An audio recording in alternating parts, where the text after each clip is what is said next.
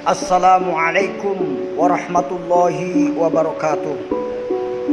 Saudaraku yang dimuliakan oleh Allah Subhanahu wa ta'ala, bahwa dalam kesempatan yang berbahagia ini, marilah kita sama-sama memuji Allah Subhanahu wa ta'ala atas segala limpahan nikmat yang diberikan kepada kita. Salawat serta salam semoga dilimpahkan kepada junjungan kita Nabi besar Muhammad Sallallahu Alaihi Wasallam.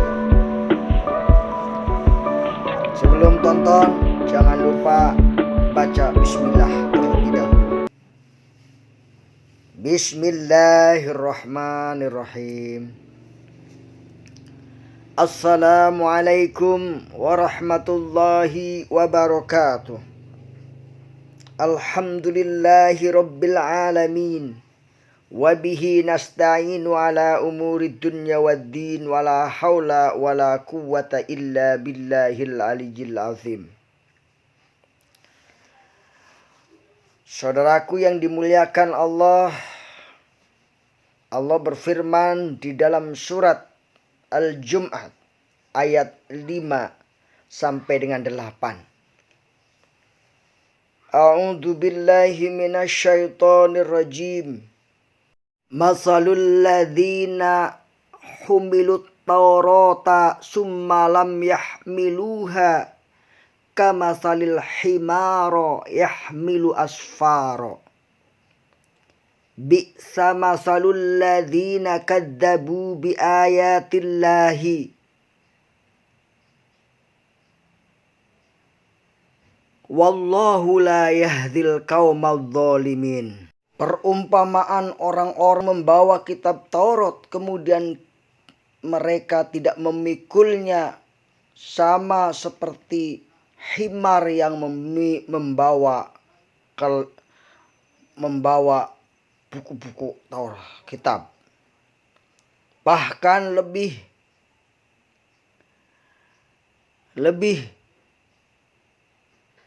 daripada itu, perumpamaannya adalah seperti kaum yang mendustakan ayat-ayat Allah, dan Allah tidak akan memberi petunjuk kepada kaum yang zalim.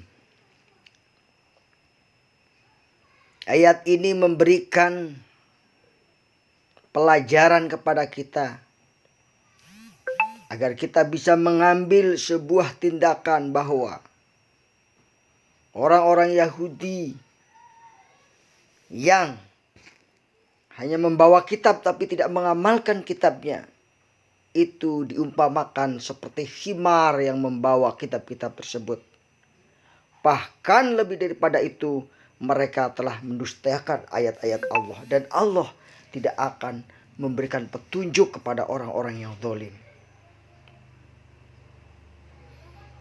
Qul ya ayyuhalladzina hadu in za'amtum annakum awliya'u lillahi min dunnin nasi fatamannawul mauta in kuntum shadiqin. Katakanlah kepada orang-orang Yahudi, hai orang-orang Yahudi, jika engkau mengatakan bahwa engkau adalah kekasih Allah, engkau adalah aulia Allah, selain manusia yang lainnya adalah engkau sebagai kekasih Allah, maka mintalah engkau ke sebuah kematian jika engkau betul-betul orang yang benar. Ketika orang Yahudi mengatakan bahwa dirinya adalah kekasih Allah, maka Allah memberikan suatu tawaran agar orang Yahudi meminta sebuah kematian jika mereka itu benar. Wala yatamannawnahu abadan bima qaddamat aydihim wallahu alimun bidzalimin. Dan sekali-kali tidak selamanya mereka itu meminta sebuah kematian. Karena apa? Karena mereka telah berbuat jahat, dan mereka takut karena kejahatan tangan-tangan mereka. Wallahu alimun bidzalimin, dan Allah Maha mengetahui orang-orang yang zalim. Qul innal mauta alladzi tafiruna minhu fa innahu mulaqikum summa turadduna ila alimil ghaibi wasyahadah fayunabbiukum bima kuntum ta'malun. Katakanlah, sesungguhnya mereka yang lari dari kematian daripadanya, maka kematian itu akan tetap menemui kalian, dan kalian akan dikembalikan kepada Allah yang Maha Gaib dan Maha menyaksikan. Dan Allah akan memberitakan apa-apa yang telah kamu perbuat. Saudaraku yang dimuliakan oleh Allah Subhanahu wa ta'ala, Surat Al-Jum'ah ayat 5 mengajarkan kepada kita agar kita komitmen terhadap Al-Quran, dan kita mau mengamalkan Al-Quran sehingga tidak termasuk golongan orang yang zalim. Sedangkan ayat 6 mengajarkan kepada kita agar kita tidak merasa dirinya paling dicintai oleh Allah. Artinya kita hendaknya menjadi orang-orang yang benar dalam beribadah. Dan ayat ke-6, ayat ke-7 mengatakan bahwa kematian mereka sangat takuti.